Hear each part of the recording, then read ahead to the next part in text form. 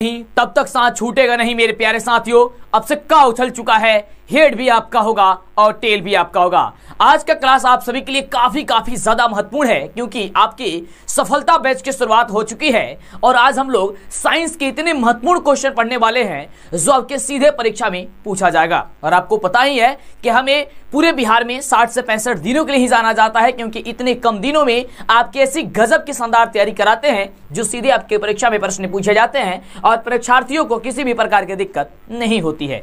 तो वह घड़ी और वह समय आ चुका है आपको कुछ कर दिखाने की। फटाफट से आप बता दीजिए कि हाँ सर आपकी आवाज हमें मिल रही है और आप क्लास की शुरुआत करें। और कहीं ना कहीं आपको बता दें कि हम आपको वही सारे क्वेश्चन पढ़ाते हैं जो बिहार बोर्ड के द्वारा कभी ना कभी जारी किया गया हो, बतलाया गया हो। और जब बिहार बोर्ड के द्वारा जारी किया गया बतलाया गया क्वेश्चन होता है तो आपके लिए उसका उत्तर जानना काफी ज्यादा जरूरी हो जाता है। और आपको जब भी हम परीक्षा में भेजते हैं उसके पहले सारी चीजें आपको हम बता देते हैं कि किस तरीके से पेपर मिलेगा जिससे कि आपको दिक्कत नहीं है क्योंकि परीक्षा के बॉर्डर पे आप पहली बार जा रहे हैं। आपको बताना चाहेंगे कि इस तरीके का आपका क्वेश्चन पेपर मिलेगा जैसे ही आप परीक्षा हॉल में जाइएगा और आपको ऐसे समझना है कि आप परीक्षा हॉल में बैठे हुए हैं। ये विज्ञान विषय की बात करते हैं। इसके पहले हमने गणित का वीडियो अगर आप नहीं देखे जरूर देखिएगा। शाम 6 बजे और 7:30 बजे क्लास डेली आपका चलेगा। यहाँ पे आपका विषय कोड लिखा हुआ मिलेगा। अगर आप प्रथम पाली के स्टूडेंट हैं तो आपको 112 होगा और द्वितीय पाली के होंगे तो 212 होगा। यहाँ पे प्रश्न पुस्तिका क्रमांक मिलेगा, इसे आपको सभी चीज को अच्छे तरीके से मिला लेना है। यहाँ पे आपको प्रश्न पुस्तिका सेट कोड मिलेगा। ये सेट कोड कोई भी हो सकता है, ABCDEF जो भी हो आपको मिल सकता है। यहाँ पे आपको कितने प्रश्न पूछे जाएंगे क्वेश्चन ये बताया जाएगा। यहाँ पे आपको बताया जाएगा कि कितने घंटों का यह परीक्षा होगा और कितने अंकों का परीक्षा होगा। तो यह 80 अंक का परीक्षा होता है विज्ञान का, यानी कि 20 अंक जो होता है प्रयोगिकी परीक्षा होती है, प्रैक्टिकल का एग्जाम होता है। आइए हम लोग शानदार क्लास की शुरुआत करते हैं। एक बार फटाफट से थम्स अप कर दीजिए, लाइक कर दीजिए, वीडियो को शेयर कर दीजिए। इस लाइव सेशन को जितना ज्यादा होगा आप शेयर कीजिए और प्रतिदिन क्लास लीजिए शाम 6 बजे और 7:30 बजे। आइए देखते हैं पहला नंबर क्वेश्चन क्या कह रहा है। तो सबसे पहला नंबर प्रश्न यूं रहा आपके स्क्रीन पे जो कि अपने आप में काफी ज्यादा खास है और कहीं ना कहीं यह क्वेश्चन बिहार बोर्ड के द्वारा पूछा गया प्रश्न है। प्रश्न कह रहा है कि पौधों में जरन अंग कहां पाए जाते हैं। फटाफट से आपको कमेंट करना है। ये आपको बताते हैं कि इसका ऑप्शन जो है वह क्या कह रहा है। तो ऑप्शन आपके स्क्रीन पे है कि जड़ में, पुष्प में, तना में या फिर फल में। ये काफी शानदार क्वेश्चन है तो जल्दी से कमेंट करके जवाब बताइए। नहीं पता है कोई दिक्कत नहीं, याद कर लीजिए। इसका जो जवाब हो जाएगा वो ऑप्शन नंबर बी हो जाएगा कि पुष्प में होते हैं। अगले प्रश्न की बात करते हैं। काफी शानदार, काफी लाजवाब क्वेश्चन ये रहा आपके स्क्रीन पे। अब सिक्का उछल चुका है मेरे प्यारे साथियों। अब हेड भी आपका होगा और टेल भी आपका होगा। प्रश्न यूं कह रहा है कि प्रकाश संश्लेषण की क्रिया होती है। प्रकाश संश्लेषण की क्रिया होती है किसमें होती है बाबू? तो सभी बच्चे जानते हैं कि सर हरे पौधे में होते हैं। देखिए कितना लाजवाब और धमाल मचाने वाला क्वेश्चन है, सीधे आपके एग्जाम में आने वाला क्वेश्चन है। इसीलिए तो हमें पूरे बिहार में 60 से 65 दिनों के लिए ही जाना जाता है क्योंकि 60 से 65 दिनों में कक्षा 10वीं की तैयारी काफी शानदार तरीके से करा देते हैं अगर आप कुछ भी नहीं पढ़े हैं तो भी। अगला नंबर प्रश्न कह रहा है, काफी शानदार प्रश्न है कि प्रकाश संश्लेषण की क्रिया में ऑक्सीजन किस से बाहर निकलता है। बहुत ही शानदार क्वेश्चन है और ऑप्शन आपके सामने यहां पे ये रहा। ऑप्शन कह रहा है कि जल से, ग्लूकोज से या CO2 से या फिर डिक्टियाशोम से। तो आप सभी को पता होनी चाहिए कि प्रकाश संश्लेषण की क्रिया में ऑक्सीजन जो बाहर निकलता है वह जल से बाहर निकलता है, यानी ऑप्शन हो जाएगा आपका ए नंबर रसगुल्ले। एकदम आपको धमाल मचाना है इस साल और शाम 6 बजे और 7:30 बजे आपको भूलना नहीं है। हर हाल में क्लास में ज्वाइन होना है। अगर आप इस वीडियो को बाद में देख रहे हैं तो बहुत अच्छी बात है आपके लिए क्योंकि समय नहीं मिला फिर भी आप कंटिन्यू अपना तैयारी कर पा रहे हैं। अगला है कि जठर ग्रंथियां कहां पाई जाती है। सबसे बढ़िया क्वेश्चन है। तो जठर ग्रंथियां पाई जाती है बाबू यकृत में। हमसे तेजी से कोशिश कीजिए जवाब देने की अगर आपको पता है तो, यानी इसका राइट जवाब हो जाएगा ऑप्शन नंबर ए कि जठर ग्रंथियां जो है वह यकृत में पाई जाती है। अगले प्रश्न की बात करते हैं। तो अगला प्रश्न आपके स्क्रीन पे कुछ यूं कह रहा है कि ग्लाइकोलिसिस की प्रक्रिया संपन्न होती है। किसमें संपन्न होती है? तो कोशिका द्रव में संपन्न होती है, यानी कि ऑप्शन नंबर आपका जो हो जाएगा वो डी नंबर रसगुल्ले बिल्कुल ही राइट जवाब हो जाएगा। और फटाफट से कहीं ना कहीं आप इसको नोट कर लीजिएगा, नहीं तो आपको गड़बड़ हो सकती है, दिक्कत हो सकती है। तो दिक्कत करना नहीं है और इस साल आपको परीक्षा के खोपड़ी में छेद करनी है। अगला प्रश्न कह रहा है कि इथाइल अल्कोहल किस प्रकार के श्वसन से बनता है। इथाइल जो अल्कोहल है वह किस प्रकार के श्वसन से बनता है? तो बनता है अवायवीय श्वसन। याद कर लीजिएगा किस श्वसन से? तो अवायवीय श्वसन से बनता है, यानी ऑप्शन नंबर रसगुल्ले बी नंबर हो जाएगा। क्या आपने अभी तक वीडियो को लाइक नहीं किया है तो जल्दी से पहले तो वीडियो को लाइक करके शेयर कर दो, जल्दी से फटाफट से। और डेली क्लास लेने के लिए आपको छोटा सा काम करना है, अगर अभी तक चैनल को सब्सक्राइब नहीं किया है कर दीजिए, फटाफट से कर दीजिए, सोचिए और समझिए मत। अगला है सबसे छोटी अंतःस्रावी ग्रंथि कौन है? सबसे छोटी अंतःस्रावी ग्रंथि जो है वह पिट्यूटरी ग्रंथि को कहा जाता है, यानी कि ऑप्शन नंबर क्या हो जाएगा? ऑप्शन नंबर बाबू बी नंबर हो जाएगा। बातें नहीं करना है, सीधे आपको एग्जाम की तैयारी करनी है और पेपर की खोपड़ी में आपको छेद करनी है, क्योंकि अब आपके अंदर खून नहीं जुनून दौड़ना चाहिए मेरे प्यारे साथियों। अगला प्रश्न है कि पौधों के वायवीय भागों से जल के ह्रास की क्रिया क्या कहलाती है? काफी शानदार क्वेश्चन है और इसका राइट जवाब होगा कि वाष्प उत्सर्जन कहलाती है। क्या कहलाती है? वाष्पोत्सर्जन कहलाती है, ऑप्शन बी नंबर हो जाएगा। अगले प्रश्न की बात करते हैं, फटाफट से रसगुल्ले जवाब दीजिए। कह रहा है घेंघा रोग पनपता है, और ये तो आपके लिए रामबाण क्वेश्चन है, आपके लिए अमृत जैसा क्वेश्चन है। घेंघा रोग किससे पनपता है? तो आपको पता है आयोडीन की जब कमी हो जाती है तो घेंघा रोग होता है। पहले के जमाने में, पहले नहीं कुछ वर्षों पहले काफी ज्यादा जो है वो घेंघा रोग हुआ करता था, क्योंकि आयोडीन युक्त नमक नहीं मिल पाता था। अगले प्रश्न की बात करते हैं। अगला प्रश्न काफी जबरदस्त, काफी धमाल मचाने वाला क्वेश्चन है। कह रहे रक्त में हल्के पीले रंग के चिपचिपे द्रव को क्या कहते हैं? कान में ईयरफोन लगाइए, शांत जगह बैठिए और एकदम गजब की आप लोग तैयारी कीजिए। ईयरफोन नहीं भी है कोई दिक्कत नहीं, शांत जगह बैठ करके एकदम कंटिन्यू तैयारी कीजिए, नोट करते जाइए और पीडीएफ वगैरह कैसे लेना है सब कुछ आप समझते जाइए। हमारे वेबसाइट पे जाइए, गूगल पे और लिखिए DLS एजुकेशन, आपको वहां पे सारी चीजें मिल जाएगा, चैप्टर वाइज ऑब्जेक्टिव और सब्जेक्टिव। करें कि रक्त में हल्के पीले रंग के चिपचिपे द्रव को क्या कहा जाता है? तो रक्त में हल्के रंग के पीले चिपचिपे द्रव को सीरम कहा जाता है, यानी ऑप्शन सी हो जाएगा। अगले प्रश्न की बात करते हैं। अगला प्रश्न ये रहा आपके स्क्रीन पे, कह रहा है रक्तचाप मापने के उपकरण को क्या कहते हैं? रसगुल्ले जल्दी से जवाब दीजिए, बातें नहीं, केवल जवाब ही जवाब हमें चाहिए और आपको एकदम दिमाग में बैठाते जाना है। क्वेश्चन है कि रक्तचाप मापने के उपकरण को क्या कहते हैं? इसका राइट जवाब हो जाएगा स्पिग्नोमेनोमीटर होता है, यानी कि ऑप्शन हो जाएगा क्या चीज? डी नंबर राइट जवाब। क्लियर? अगले प्रश्न की बात करते हैं। जो बच्चे इंग्लिश में भी एग्जाम देने वाले हैं वो इंग्लिश में भी क्वेश्चन आते जा रहा है और आप लोग अपने अच्छे तरीके से समझते जाइए और ध्यानपूर्वक इसे आप याद कर लीजिए। क्वेश्चन कुछ यूं कह रहा है कि वाष्पोत्सर्जन क्रिया पाई जाती है बाबू, वाष्पोत्सर्जन क्रिया पाई जाती है। वाष्पोत्सर्जन जो क्रिया है बाबू मेरे से रसगुल्ले, वह पौधों में पाई जाती है। कहां पाई जाती है? पौधों में पाई जाती है, यानी ऑप्शन बी नंबर हो जाएगा। अगले प्रश्न की बात करें, सबसे जबरदस्त सबसे शानदार क्वेश्चन कि निम्नलिखित में से किसमें खुला परिसंचरण तंत्र पाया जाता है? अपने आप में यह क्वेश्चन काफी ज्यादा खास है और आपको हमने बोला है कि आपको हम वही सारी क्वेश्चन पढ़ाते हैं, बताते हैं जो सीधे एग्जाम में टकराता है। ये इसका राइट जवाब हो जाएगा तिलचट्टा। क्या होगा? तिलचट्टा में खुला परिसंचरण तंत्र पाया जाता है, ऑप्शन सी नंबर होगा। धमाल मचा दो इस साल परीक्षा में एकदम गजब तरीके से। अगला प्रश्न आपके स्क्रीन पे 14 नंबर प्रश्न कह रहा है रक्तचाप क्या है? रक्तचाप रक्त क्या है? माफ कीजिएगा, क्वेश्चन है रक्त क्या है। काफी बढ़िया क्वेश्चन है। तो रक्त क्या है बाबू? ये बहुत ही शानदार क्वेश्चन है। तो रक्त एक प्रकार का उत्तक होता है। कौन है ये? तो ये रक्त एक प्रकार का उत्तक है। ऑप्शन कौन सा? आपका बी नंबर जो होगा, यानी कि ब नंबर आपका बिल्कुल राइट जवाब हो जाएगा। बिल्कुल इस साल आपको धमाल मचाना है ना, एक बार एकदम लाइक और कमेंट करके बता दीजिए। धमाल मचाना है ना, पेपर के खोपड़ी में छेद करना है ना, बिल्कुल रसगुल्ले। चलिए अगले प्रश्न की बात करते हैं। डेली आइए हमारे साथ जुड़िए शाम 6 बजे और 7:30 बजे और हम और आप मिलकर के मचाएंगे परीक्षा की खोपड़ी में छेद करने के लिए तबाही। अगला है मूत्र का पीला रंग किस वर्ण के कारण होता है? मूत्र का पीला रंग जो है वह किस वर्ण के कारण होता है? तो यूक्रोम के कारण होता है, यानी ऑप्शन जो हो जाएगा वो सी नंबर, यानी कि स जो होगा वो आपका राइट जवाब हो जाएगा। क्लियर? चलिए एकदम नीचे कमेंट करते रहिए, कमेंट रुकना नहीं चाहिए, फटाफट से कमेंट करते रहिए रसगुल्ले। चलिए अगले प्रश्न की बात करते हैं। अब सिक्का उछल चुका है मेरे प्यारे साथियों। अगला है निम्नलिखित में कौन एक उभयलिंगी जंतु है? उभयलिंगी जंतु, उभयलिंगी जंतु कौन है बाबू? जो स्थल और जल दोनों में रह सकता है, उसका नाम है केंचुआ। क्या है? केंचुआ, यानी ऑप्शन हो जाएगा आपका डी नंबर। तो अगला नंबर प्रश्न काफी शानदार और काफी जबरदस्त प्रश्न है। यूरिया रक्त में कहां से प्रवेश करती है? यूरिया रक्त में कहां से प्रवेश करती है? बड़ा ही जबरदस्त क्वेश्चन है और इसका राइट जवाब होता है कि यकृत से प्रवेश करती है। क्या हो जाएगा? ऑप्शन नंबर जो हो जाएगा सी नंबर, ये बिल्कुल आपका राइट जवाब हो जाएगा। ये आप लिख लीजिए, कहीं ना कहीं नोट कर लीजिए, सीधे आपके एग्जाम में हूबहू क्वेश्चन टकराएगा, क्योंकि आपका ये फाइनल वीडियो और फाइनल रिवीजन आपका कराया जा रहा है। अगला क्वेश्चन आपके स्क्रीन पे, जैव आवर्धन प्रदर्शित करने वाला रसायन कौन सा है? जैव आवर्धन प्रदर्शित करने वाला रसायन जो है बाबू, वह डीडीटी है बाबू। क्या हो जाएगा? डीडीटी हटे। कौन हटे? तो डीडीटी याद कर लिया, ऑप्शन नंबर बी हो जाए। अगला प्रश्न देखिए, अगला प्रश्न कुछ यूं है, अपने आप में काफी ज्यादा खास प्रश्न है कि निम्नलिखित में से कौन एक प्राथमिक उपभोक्ता है?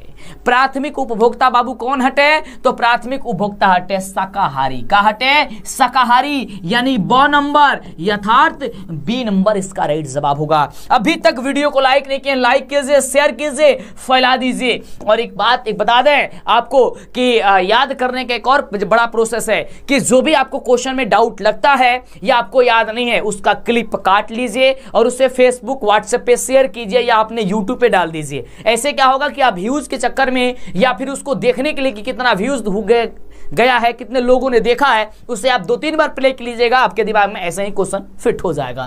तो ये भी आप काम करते रहिए, मेरा वीडियो का क्लिप डाउनलोड कीजिए और उसे आप शेयर कर दीजिए, या फिर पूरा वीडियो डालिए अब मेरा डाउनलोड करके आप उसमें यूट्यूब पे डाल दीजिए, ठीक ना। ऐसे क्या होगा कि आपकी तैयारी में जबरदस्त हो जाएगी और आप कुछ अच्छा भी कर लेंगे, ठीक है ना। चलिए, और कॉपीराइट के सेक्शन, कॉपीराइट हम नहीं डालते हैं, किसी को भी नहीं डालते हैं। चलिए आगे बात करते हैं। निम्नलिखित में से कौन एक भूमिगत जल का उदाहरण है? उसके लिए टेंशन मत लीजिएगा। क्वेश्चन है कि भूमिगत जल के बाबू उदाहरण कौन हटे? तो भूमिगत जल के उदाहरण कुआं हटे, जकरा के भोजपुरी में कहला इनार, यानी कि कुआं हो जाएगा इसका राइट जवाब। अगले प्रश्न की बात करते हैं। अगला प्रश्न कह रहल बाटे कि प्राकृतिक चुनाव द्वारा जीवों का विकास क्या कहलाता है? प्राकृतिक चुनावों द्वारा जो जीवों का विकास कहलाता है वह डर्निवाद कहलाता है, यानी कि ऑप्शन नंबर जो हो जाएगा सी नंबर, यानी कि 100 नंबर हो जाएगा बिल्कुल ही राइट जवाब। क्या हो जाएगा? बिल्कुल ही राइट जवाब, ऑप्शन सी। अगले हम प्रश्न की बात करते हैं। अगला प्रश्न कह रहा है, बड़ा ही जबरदस्त, बड़ा ही शानदार, काफी धमाल, कि हरे पौधे कहलाते हैं। हरे पौधे, तो हरे पौधे बाबू उत्पादक कहलाते हैं। क्या कहलाते हैं? हरे पौधे उत्पादक कहलाते हैं, यानी कि सी नंबर, श नंबर जो दिया गया है ये आपका राइट जवाब, काफी धमाल मचाने वाला इसका सही जवाब हो जाएगा। अगले प्रश्न की बात करते हैं और एकदम मचा दो इस साल तबाही परीक्षा में, परीक्षा के खोपड़ी में छेद कर दो। अगला प्रश्न है कि अंडोत्सर्ग का क्या कारण होता है? अंडोत्सर्ग का कारण जो है वह क्या है? तो अंडोत्सर्ग का कारण LH होता है, ठीक ना। जैसा ही आएगा एक क्वेश्चन, इसको फटाफट से इस पे टिक कर देना है। ये कहीं ना कहीं बिहार बोर्ड के द्वारा जारी किया गया काफी शानदार, काफी जबरदस्त, मस्त प्रश्न आपको बताया जा रहा है ना। एक एक प्रश्न आपके लिए रामबाण साबित होने वाला है। अगला क्वेश्चन, लैंगरहैंस की द्वीपिकाएं कहां पाई जाती है? लैंगरहैंस की जो द्वीपिकाएं होती है वह पाई जाती है वृक्क में। कहां पाई जाती है? लैंगरहैंस की द्वीपिकाएं वृक्क में पाई जाती है, यानी ऑप्शन हो जाएगा डी नंबर, यानी कि किडनी में। अगला क्वेश्चन कह रहा है कि थायरॉक्सिन हार्मोन के संश्लेषण में निम्नलिखित में से किसका होना आवश्यक है? ये काफी जबरदस्त क्वेश्चन है और जबरदस्त क्वेश्चन का जवाब तो अब जबरदस्त तरीके से देने की आदत आपको लग जानी चाहिए और लग भी गई है। काफी बढ़िया क्वेश्चन है। इसका राइट जवाब आयोडीन। क्या होगा? आयोडीन, यानी कि हो जाएगा आपका द, यानी कि डी नंबर। अगले हम प्रश्न की बात करें। अगला प्रश्न कुछ यूं है, प्रश्न कह रहा है कि निश्चल की कणिकाएं कहां पाई जाती है? निश्चल की कणिकाएं जो है वह न्यूरॉन में पाई जाती है, यानी ऑप्शन क्या हो जाएगा? सी नंबर, यानी कह सकते हैं कि 100 नंबर राइट जवाब होगा। बातें नहीं करना है, सीधे सीधे आपको एग्जाम के फोकस करना है और जबरदस्त आपको तैयारी कर लेनी है। अगले हम प्रश्न की बात करते हैं। अगला प्रश्न कह रहा है कि मानव मस्तिष्क का वजन जो होता है वह लगभग कितना होता है? मानव मस्तिष्क का वजन, तो मानव मस्तिष्क का वजन लगभग 1.5 kg के बराबर होता है, लेकिन इसमें तो 1.5 kg दिया नहीं है। इसमें दिया गया है कि 1.5 kg से 2 kg के बीच, या फिर 0.5 से 1.5 kg के बीच, या फिर 1.2 से 1.4 kg के बीच। तो अप्रॉक्स बात वही है कि 1.5 kg के लगभग बराबर, यानी कि 1.2 से लेकर के 1.4 kg के बीच ही होता है, यानी ऑप्शन आपका सी नंबर होगा। अगले हम प्रश्न की बात करें तो अगला प्रश्न कुछ यूं है, बड़ा ही जबरदस्त, अपने आप में खास प्रश्न है। खास इसलिए है, क्वेश्चन कह रहा है कि निकट दृष्टि दोष अथवा दूर दृष्टि दोष के निवारण हेतु प्रयुक्त लेंस जो होता है वह कौन सा लेंस होता है? लेंस द्वारा प्रतिबिंब होता है, ठीक है, लेंस द्वारा प्रतिबिंब होता है तो होता है काल्पनिक और सीधा। कैसा? काल्पनिक और सीधा। अगले प्रश्न की हम बात करें, अगला प्रश्न कह रहा है कि साइड मिरर के रूप में निम्नलिखित में से प्रयुक्त होने वाला दर्पण कौन सा है। और यह क्वेश्चन तो अपने आप में जानते भी आप लोग कि साइड मिरर के रूप में किस दर्पण का प्रयोग किया जाता है, और यह सबसे ज्यादा बार क्वेश्चन पूछा जाता है। तो किसका प्रयोग होता है? उत्तल दर्पण का प्रयोग होता है। किसका? उत्तल दर्पण का। ऑप्शन क्या हो जाएगा? सी नंबर 8 जवाब होगा। अगला नंबर प्रश्न आपके स्क्रीन पे ये रहा, जो कि काफी शानदार प्रश्न है। कह रहा है कि अवतल लेंस द्वारा प्राप्त प्रतिबिंब होता है, जो कि बहुत बढ़िया प्रश्न है। देखिए, अवतल लेंस द्वारा जो प्रतिबिंब होता है वह आभासी यानी कि काल्पनिक होता है, सीधा होता है और छोटा होता है। यानी कि ये तीनों का तीनों ऑप्शन यहाँ पे दिया गया है। तो आपका ऑप्शन नंबर जो डी दिया गया है, ये डी नंबर आप सभी का धमाल मचाने वाला आंसर हो जाएगा। अगला प्रश्न आपके स्क्रीन पे कि ऊर्जा का एसआई मात्रक जो होता है वह क्या होता है?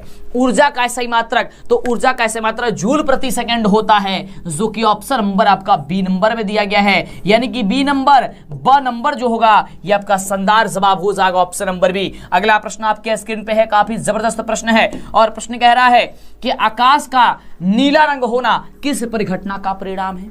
आकाश का नीला रंग होना किस परिघटना का परिणाम है? और क्वेश्चन आएगा आपके एग्जाम में तो आपको फटाफट से टिक कर देना है कि प्रकीर्णन क्या हो जाएगा। कहिएगा सर प्रकीर्णन हो जाएगा, ऑप्शन नंबर बी हो जाएगा। अगले हम प्रश्न की बात करें, अगले प्रश्न की बात करें, अगला प्रश्न आपके स्क्रीन पे है। कह रहा है कि सामान्य नेत्र के लिए स्पष्ट दृष्टि की न्यूनतम दूरी कितनी होती है? सामान्य नेत्र के लिए बहुत ही बढ़िया रसगुल्ले, काफी जबरदस्त क्वेश्चन है। कह रहा है कि सामान्य नेत्र की स्पष्ट दृष्टि की न्यूनतम दूरी, तो न्यूनतम दूरी होती है 25 सेंटीमीटर। 25 सेंटीमीटर होती है, लेकिन अधिकतम दूरी पूछे तो अनंत होती है। 25 सेंटीमीटर कहां दिया गया है? देखिए यहां पे कहीं नहीं दिया गया, 2.5 लिखा है। 25 सेंटीमीटर देखिए ऑप्शन नंबर सी में लिखा गया है, ऑप्शन हो जाएगा सी नंबर। तो देखिए थोड़ा थोड़ा वहां पे पॉइंट लगा कर भी आपसे गड़बड़ करवाया जाएगा परीक्षार्थियों के द्वारा, लेकिन आपको गड़बड़ नहीं करनी है।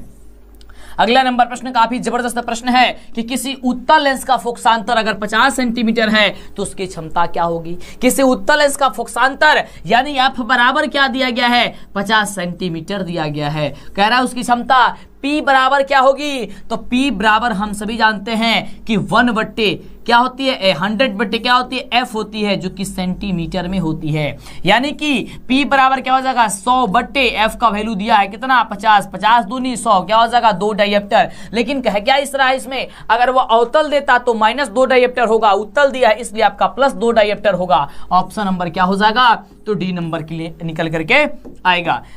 अगले हम प्रश्न की बात करते हैं। प्रश्न कुछ यूं कह रहा है कि एक प्रिज्म कितने सतहों से घिरा होता है? एक जो प्रिज्म है ना, ये आपके एग्जाम में इस वर्ष या तो प्रथम पाली नहीं तो द्वितीय पाली में पूछ सकता है। तो एक प्रिज्म जो है वह 5 सतहों से घिरा होता है, यानी ऑप्शन जो हो जाएगा वह रसगुल्ले क्या हो जाएगा? डी नंबर आप सभी का राइट जवाब हो जाएगा। अगले हम प्रश्न की बात करते हैं। अगला प्रश्न आपके स्क्रीन पे काफी जबरदस्त प्रश्न है। कह रहा है कि अभिनेत्र लेंस की फोकस दूरी में परिवर्तन किया जाता है। अभिनेत्र लेंस की फोकस दूरी में परिवर्तन किया जाता है तो पक्षमाभि मांसपेशियों के द्वारा, मांसपेशी बोले पेशियों के द्वारा किया जाता है, यानी ऑप्शन हो जाएगा डी नंबर यानी द नंबर, पक्षमाभि पेशियों के द्वारा।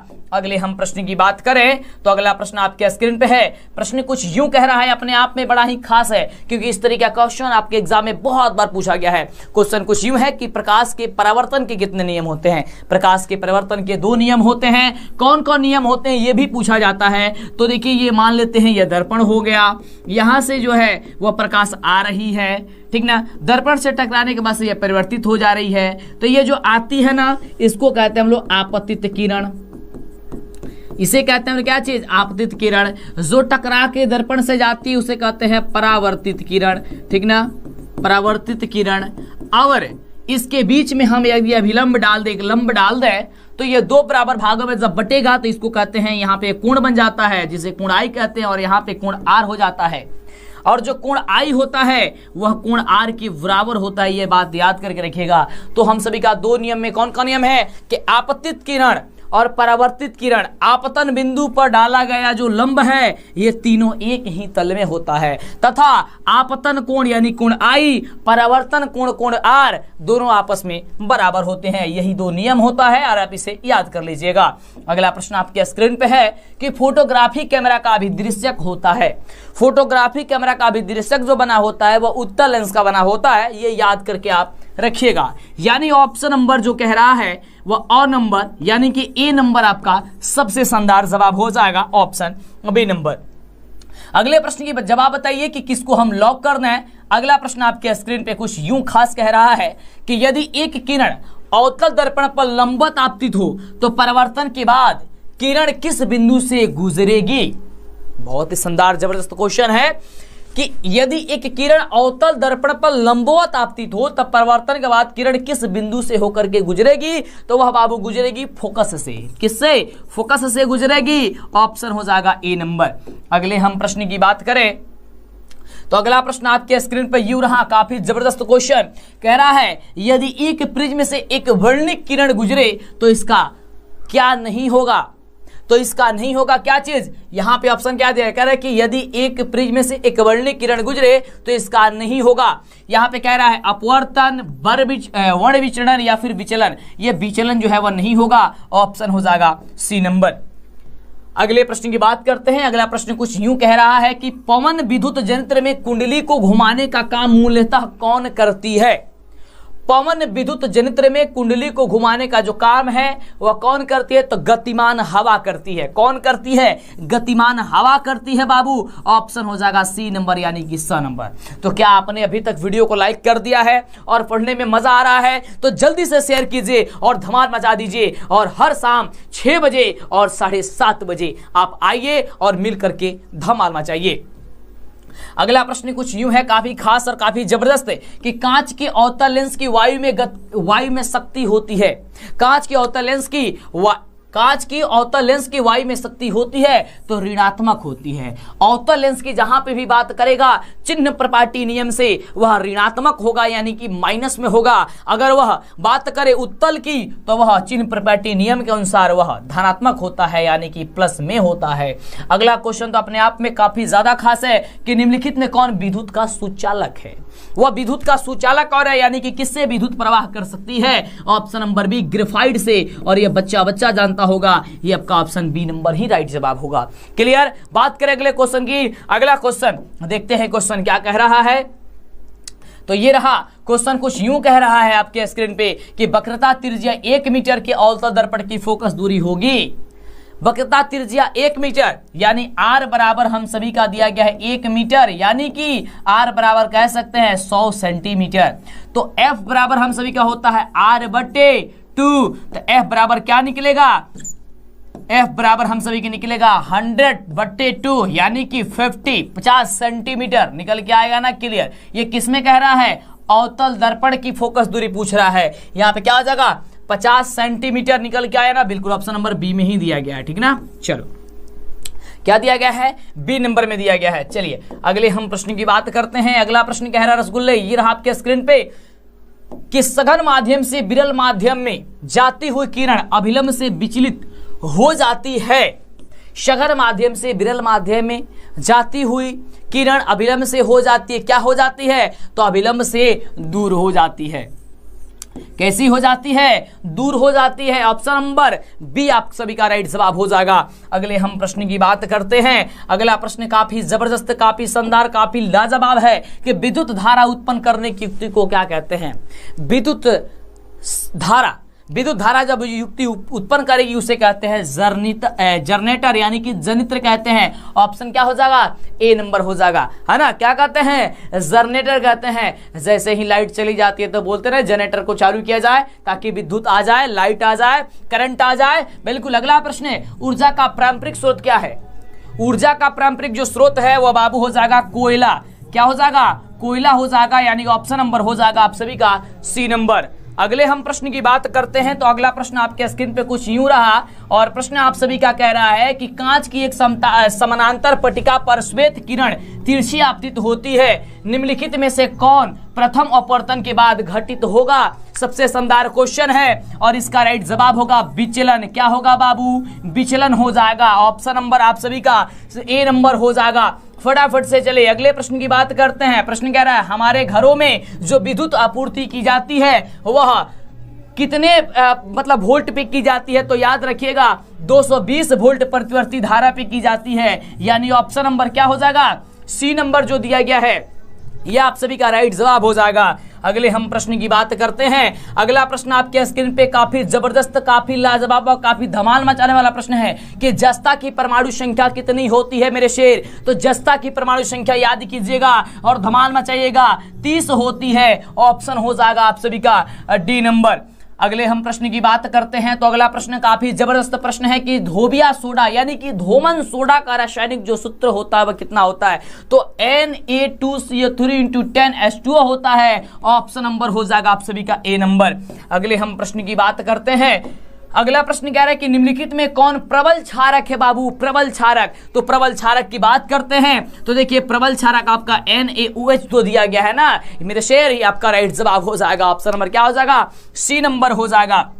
अगले हम प्रश्न की बात करें। अगला प्रश्न आपके स्क्रीन पे है, कह रहा है हेमेटाइट निम्नलिखित में से किस धातु का अयस्क है? हेमेटाइट, मैग्नेटाइट जो अयस्क होता है ये रसगुल्ले ये आप सभी का किसका होता है? तो कहना आप लोग कि लोहा का होता है, यानी कि Fe का होता है। अगले हम प्रश्न की बात करते हैं। अगला प्रश्न आपके स्क्रीन पे है, काफी जबरदस्त प्रश्न है, कह रहे कि सल्फाइड अयस्क का सांद्रण निम्नलिखित में से किस विधि द्वारा होता है? सल्फाइड अयस्क का सांद्रण जो है वह फेन उत्प्लवन विधि द्वारा किया जाता है, यानी कि ऑप्शन नंबर जो डी दिया गया है द नंबर, ये द नंबर आप सभी का राइट जवाब होगा। तो क्या आपने अभी तक वीडियो को लाइक कर दिया है? बिल्कुल कर दिया होंगे। और चैनल को अभी तक सब्सक्राइब नहीं किए हैं, सब्सक्राइब कीजिए और धमाल मचाइए। प्रश्न कुछ यूं है अगला कि अभिक्रिया 2Zn प्लस O2 से बनता है 2ZnO किस प्रकार की अभिक्रिया है? जो अभिक्रिया है वह किस प्रकार की है? तो यह अभिक्रिया उपचयन अभिक्रिया है मेरे शेर। क्या हो जाएगा? अ नंबर, यानी ए नंबर जो होगा वो आप सभी का राइट जवाब हो जाएगा, आप सभी का धमाल मचाने वाला जवाब हो जाएगा।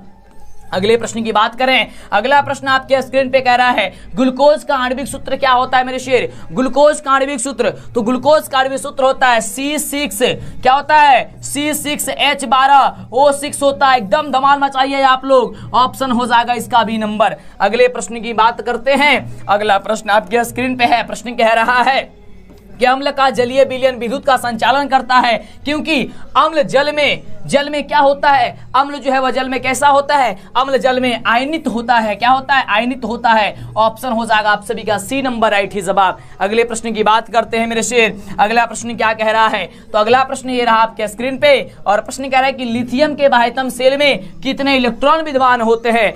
क्वेश्चन है कि लिथियम के बाह्यतम शेल में कितने इलेक्ट्रॉन विद्यमान होते हैं? तो मात्र 1 इलेक्ट्रॉन विद्यमान होते हैं, यानी कि ऑप्शन नंबर जो कह रहा है वह ए नंबर आप सभी का राइट जवाब हो जाएगा। अगले हम प्रश्न की बात करें। अगला प्रश्न कुछ यूं है, अपने आप में काफी ज्यादा खास है, सीधे एग्जाम में पूछा जाने वाला क्वेश्चन है। आवर्त सारणी के शून्य समूह का तत्व जो है कौन है? तो शून्य समूह का तत्व आपका हीलियम होता है, यानी कि He। ऑप्शन हो जाएगा आपका सी नंबर।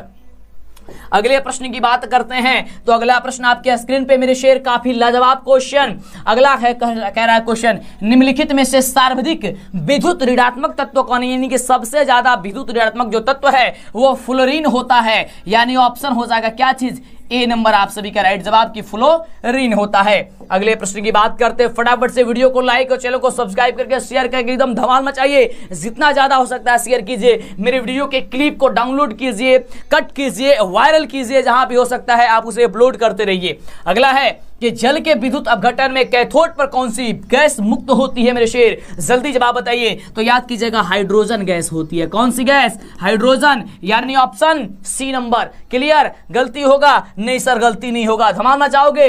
बिल्कुल धमाल मचाना है। अगले प्रश्न की बात करते हैं। कह रहा है हमारा शरीर कितने पीएच के बीच कार्य करता है? तो हमारा जो शरीर है वह 7 पॉइंट से लेकर के 7.8 के पीएच के बीच कार्य करता है, यानी कि ऑप्शन नंबर जो हो जाएगा वह सी नंबर आप सभी का राइट जवाब हो जाएगा।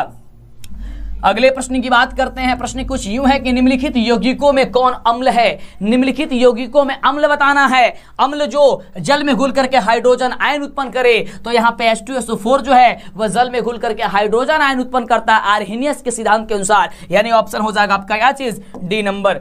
अगले हम प्रश्न की बात करते हैं। तो अगला प्रश्न कुछ यूं है, अपने आप में काफी खास, कि निम्नलिखित में कौन संश्लेषित सूचक है। संश्लेषित जो सूचक है वह कौन हो जाएगा, तो संश्लेषित सूचक मेथिल ऑरेंज जो दिया गया है ना, यह आपका संश्लेषित सूचक हो जाएगा, यानी ऑप्शन हो जाएगा आपका सी नंबर। अगले हम प्रश्न की बात करते हैं। अगला प्रश्न क्या रहा, काफी जबरदस्त प्रश्न है। प्रश्न कुछ यूं है कि कार्बन डाइऑक्साइड जल से अभिक्रिया करके क्या बनाता है। तो कार्बन डाइऑक्साइड बाबू जल से अभिक्रिया करके क्या बनाता है, तो कार्बनिक अम्ल बनाता है। मेरे शेर ऑप्शन हो जाएगा आपका सी नंबर। क्या हो जाएगा, सी नंबर आपका, यानी कि 100 नंबर जो होगा बिल्कुल राइट जवाब होगा।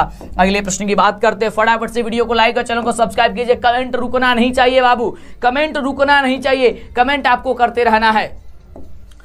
प्रश्न कह रहा है कि कॉपर पाइराइड्स का रासायनिक संगठक है। कॉपर पाइराइड का रासायनिक संगठन जो है आपको बताना है। ये काफी लाजवाब क्वेश्चन है। इसका राइट जवाब होता है CuFeS2 होता है, यानी ऑप्शन क्या हो जाएगा, बी नंबर हो जाएगा। अगले हम प्रश्न की बात करते हैं। अगला प्रश्न आपके स्क्रीन पे है और प्रश्न बड़ा ही जबरदस्त काफी शानदार है कि प्रकृति में मुक्त अवस्था में पाए जाने वाले धातु कौन है। तो प्रकृति में मुक्त अवस्था में पाए जाने वाले धातु जो है वह सोना हो जाएगा, यानी ऑप्शन हो जाएगा आपका बी नंबर। क्लियर। चलिए अगले प्रश्न की बात करते हैं। नंबर प्रश्न ये रहा आपके स्क्रीन पे। प्रश्न कह रहा है कि किसी अधातु के बाह्यतम सेल में इलेक्ट्रॉनों की जो संख्या होती है बाबू कितनी होती है, तो इलेक्ट्रॉनों की संख्या होती है 4, 5, 6, 7, यानी ऑप्शन क्या हो जाएगा, बी नंबर हो जाएगा। अगले प्रश्न की बात करते हैं। अगला प्रश्न कुछ यूं रहा आपके स्क्रीन पे और प्रश्न कह रहा है कि पीतल निम्नलिखित में किनकी मिश्र धातु है। पीतल जो है बाबू याद कीजिएगा कॉपर और जिंक का होता है, ऑप्शन आपका ए नंबर हो जाएगा। अगले हम प्रश्न की बात करते हैं।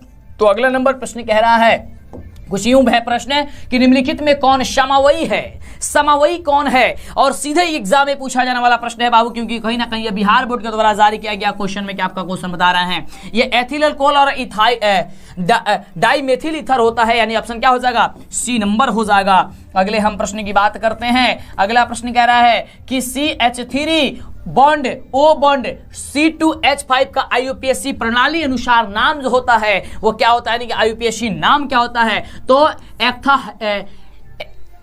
एक्थासी मीथेन होता है। क्या होता है, एक्थासी मीथेन होता है, ऑप्शन हो जाएगा सी नंबर। क्या होता है, एक्थासी मीथेन होता है, ऑप्शन सी। अगले प्रश्न की बात करते हैं।